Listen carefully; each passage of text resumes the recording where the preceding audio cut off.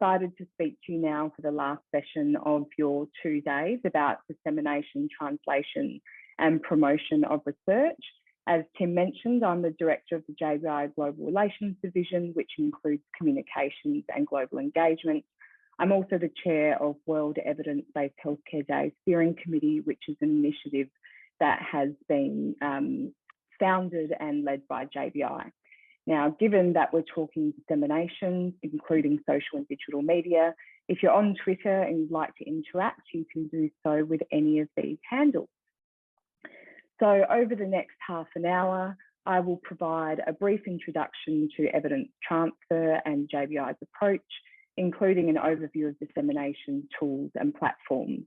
I'll take a shallow dive, otherwise I could talk about this all day, into some dissemination examples that are relevant and can be considered by individual researchers, followed by some introductory tips for communicating science and other guidance and resources that are available. So let's start with the premise, and that is that fundamental to the process and success of evidence-informed decision-making is the ability of those at the point of care and decision makers to access and understand synthesized research evidence. We know, however, that a research to practice gap exists across all fields of healthcare. And I'm sure you're aware of a commonly quoted estimate that is it takes an average of 17 years for just 14% of published evidence to be widely incorporated into clinical practice. This lag in uptake is due to a number of gaps in the movement of research from one stage to another, including ineffective dissemination. For this reason, many research funding bodies like the NHMRC, MRFF, European Commission and others now require a dissemination plan, including for non-academic audiences. But where does dissemination fit into the JBI model? So once evidence has been synthesized, for example, in a systematic review, we need to ensure that knowledge users are aware of, have access to, and understand the evidence. And so to this end, evidence transfer in the JBI model flows on from evidence synthesis. We define evidence transfer as a coactive and participatory process to advance the access and uptake of evidence in local context.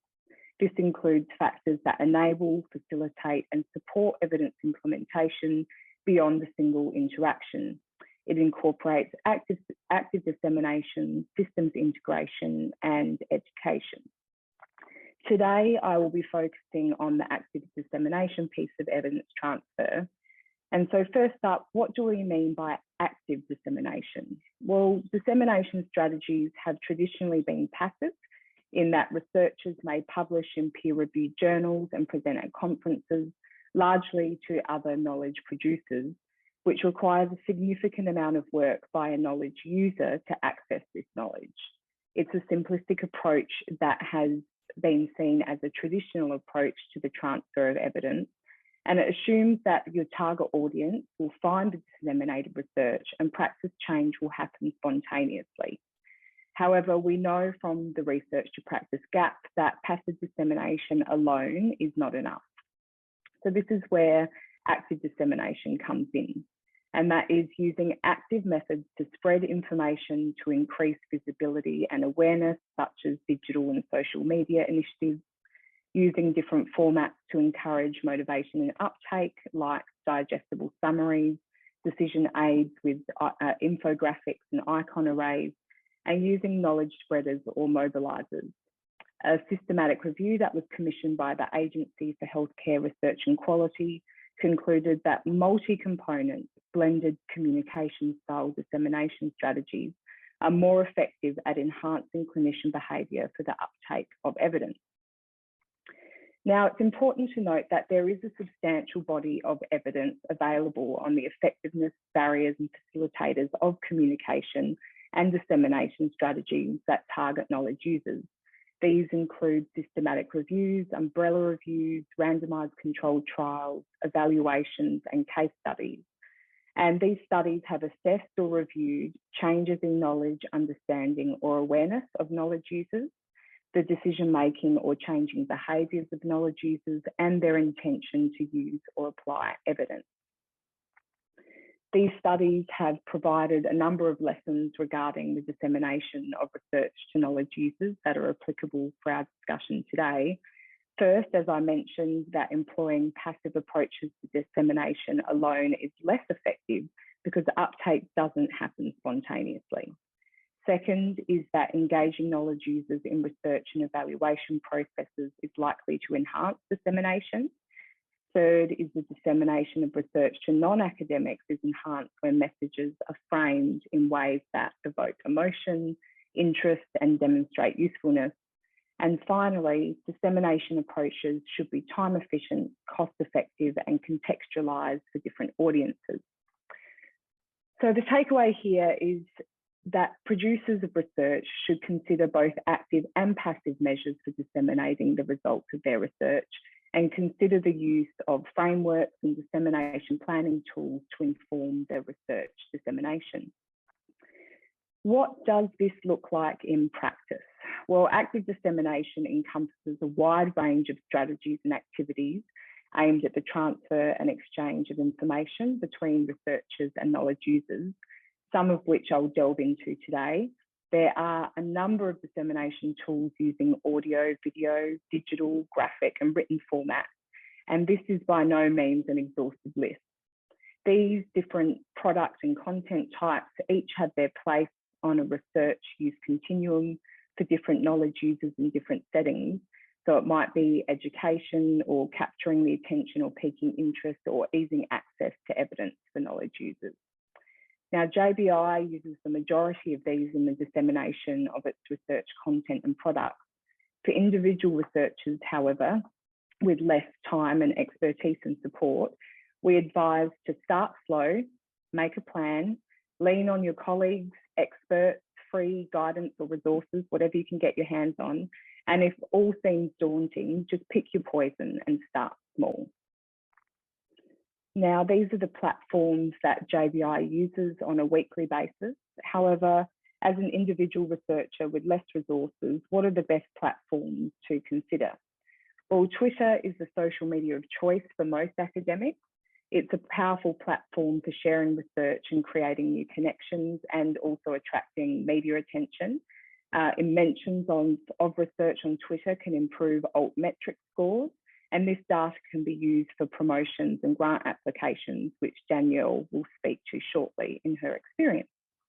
LinkedIn is another great platform to connect with professionals in your field. You can position yourself as a thought leader by sharing your work and offering expert opinion and perspective on industry or research discussions.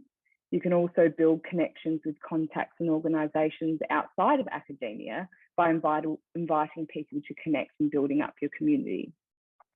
Finally, I would recommend YouTube.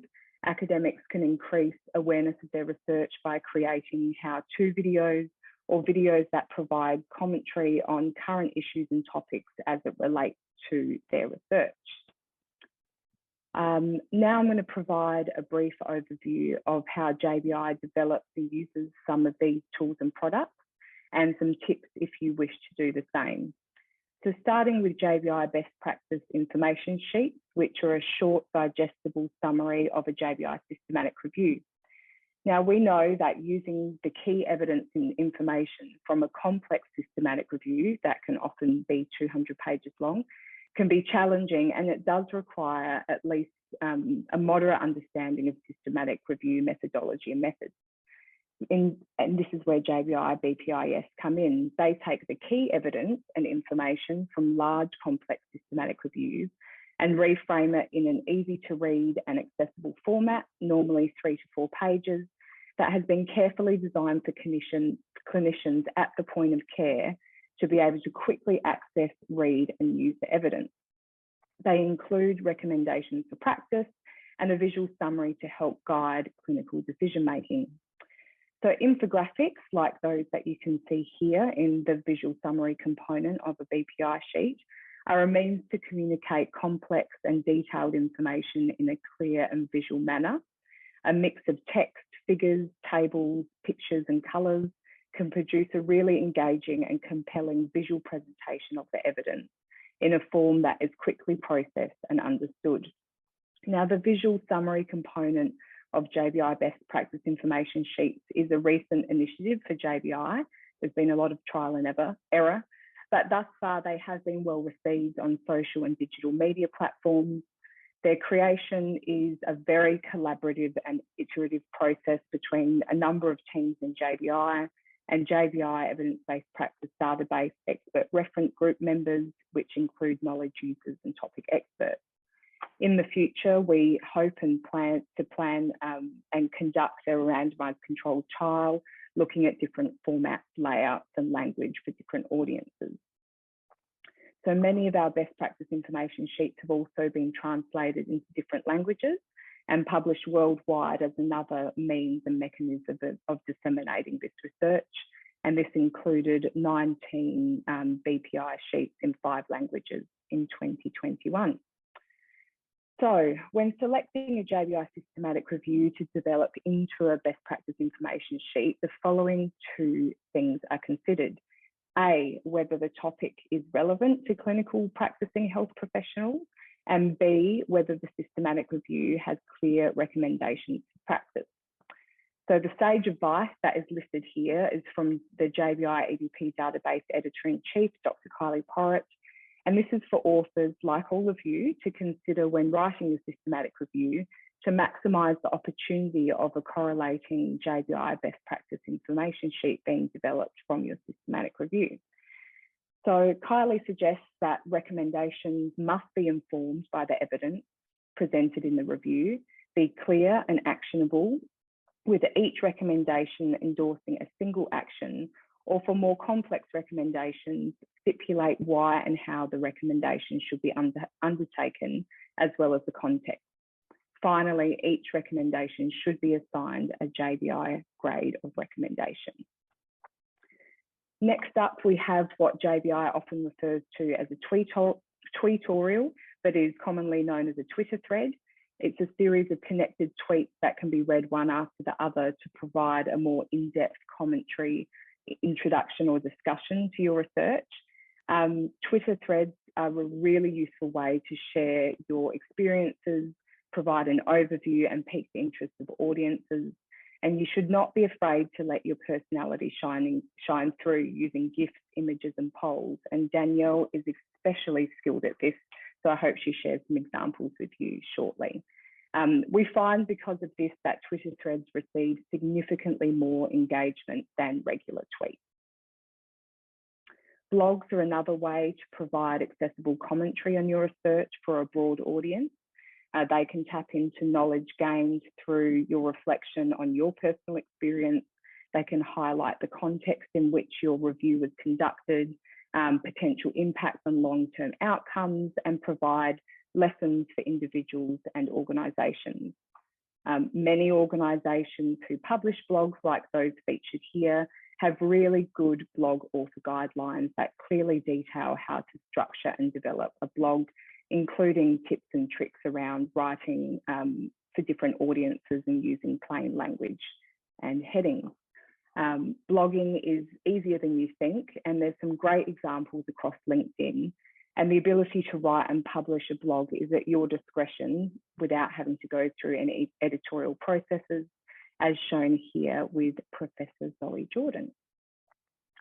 Now on to video. So webinars, particularly during and post-pandemic, have been a really effective strategy to quickly share knowledge to a wide audience. They allow for people to join from any country, including people who may not have been able to attend an in-person event. With live facilitated and in-platform question and answer functions, they're also really great to encourage engagement between researchers and their audience. JBI has a quarterly webinar series called JBI Live, which has hosted a range of researchers and practitioners to talk about evidence synthesis, transfer and implementation projects, methodologies, etc. And we normally have between 100 and 300 people register for these webinars, but posting a recording to YouTube through our dedicated playlist has seen webinars reach between 500 and 26,000 views after 2 years. So using Zoom and the inbuilt YouTube editor and captioning, which are free to use, also means that webinars can be a low-tech and accessible, cost-effective exercise for disseminating your research. So finally, we turn to possibly the latest tool in science communication and dissemination, which is short-form videos such as TikTok and Instagram Reels. These can be used to teach or introduce the scientific concept by presenting information in the form of quick facts or steps that are 30 seconds long. Admittedly, this video content is more challenging to create. However, short videos are very effective for storytelling and engaging audience participation.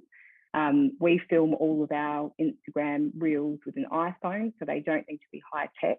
And filming and editing in TikTok and Instagram using the built-in editing tools are very intuitive. So JBI has only begun to dip its toes into this arena in the last 12 months, but so far we've been really surprised with just how fast and far Instagram Reels can travel. For those that are interested, there have been a number of studies published in the past year that critically analyse the outputs of TikTok and Instagram in terms of their effectiveness in communicating science.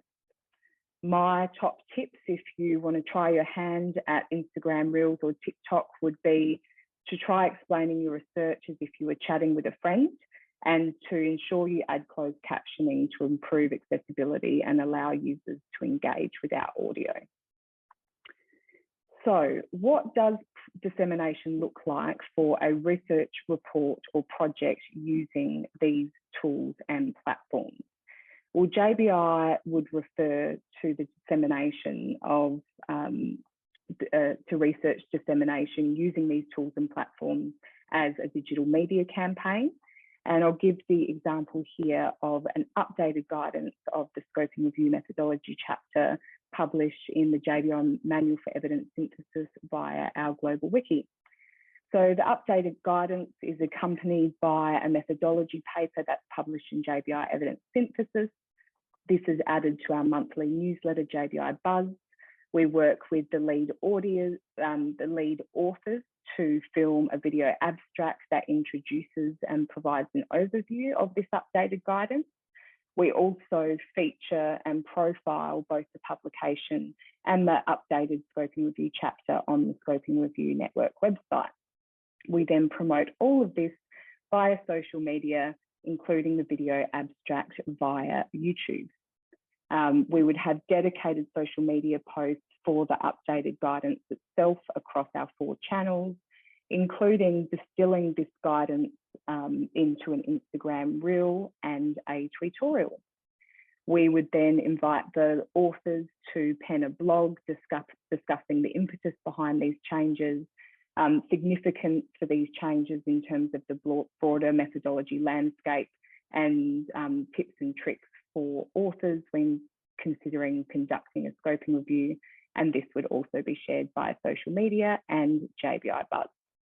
We would host a webinar, again, with the lead authors and methodology group, more with a focus on the how-to give value to scoping review authors who are looking to use this guidance, this updated guidance in the conduct of a scoping review. This webinar, in terms of the promotion of the event and the recording afterwards, would be shared by social media and added to our YouTube playlist. Now, this is our most successful webinar of all time and has garnered more than 26,000 views in the last 2 years. It would also be added to our monthly newsletter. JBI Buzz would round off the campaign. Our monthly electronic table of contents is sent to almost 6,000 people and would feature every single one of these tools and resources that were created. And after JBI Buzz has been out in the ether for a couple of days, we would then embark on tracking the dissemination of all of these tools and resources using largely in-app analytics to see whether we have met our objectives and aims for this campaign. So these many different layers of content that are developed to promote this one updated chapter in JBI Manual for Evidence Synthesis allows our different target audiences to dive as shallow or as deep into the research as they'd like, But importantly, these layers all direct our audience back to the original report or publication. And we often repurpose this content for months, or in the case of scoping reviews, for years to come. Here is a more recent example of dissemination activities for a JBI methodology paper around co-creation with knowledge users in scoping reviews. So prior to the publication and in preparation to be able to launch this publication, we created a video abstract with the lead author, Dr. Danielle Pollock, again, just using our iPhone. This provided an introduction and overview to the guidance and was published both on the journal website and JBI's YouTube channel. We then worked with the author team to distill the guidance into a one-page document for involving knowledge users in scoping reviews. And then we further distilled this guidance into 3 top tips for engaging with knowledge users as an Instagram reel. We also profiled Danielle as a methodologist to be able to build her profile and have her offer her insights around the importance and role of methodology. And not pictured here were more than 10 social media posts across our 4 platforms, inclusion of all of this content in the news story and JBI Buzz, which resulted in 300+ clicks to the original article and derivative content from JBI Buzz alone. Now, I think it's important to note here that you do not need to create this content all at once. And in fact, sharing new derivative products or content over time provides new opportunities to direct people to your research. And the key takeaway is that knowledge dissemination does not end on the day that your research paper is published. Now I will provide an example of a larger project and what is possible when you work within a larger organisation that has a communications team. If you are part of an organisation with a communications team, I guarantee you they are always looking for useful and relevant content. So in July this year, we worked with the JBI Evidence Transfer team on a 20-day campaign to promote the JBI EBP database women's and children's health field, including 3 of their latest evidence-based point of care resources. We began with a communications brief or dissemination plan that described who our target audience was, purpose and aims, such as increasing the awareness and usage of JBI resources. We detailed objectives, calls to action, hashtags for tracking the engagement and reach, and key messages. Not pictured here is another 6 or 7 pages of short, medium, and long social media posts for different platforms with different messages for our different audiences. Once everyone had signed off on the plan, we then developed a suite of graphics with key messages, calls to action, and we involved the field's expert reference group members to hear their insights and motivations for participating in the development of these resources.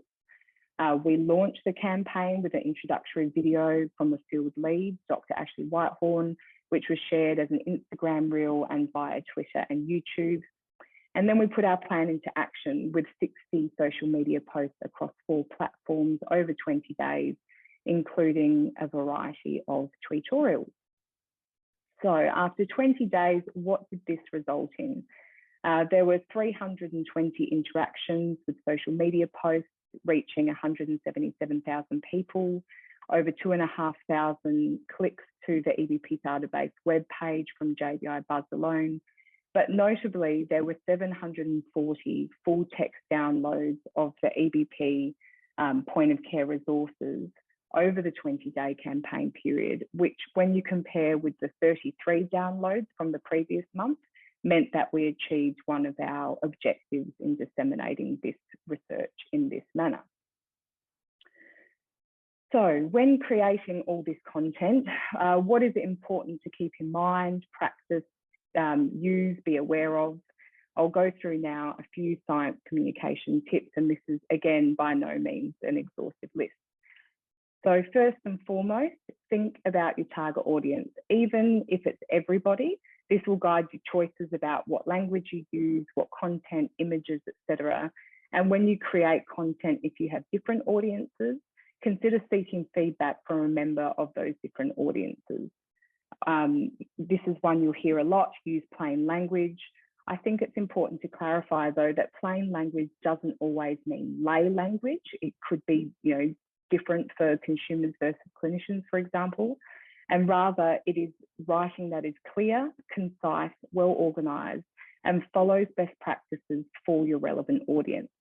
So plain language is not only for consumers, but for any person who is not an expert in systematic review methodology. And often this includes health professionals.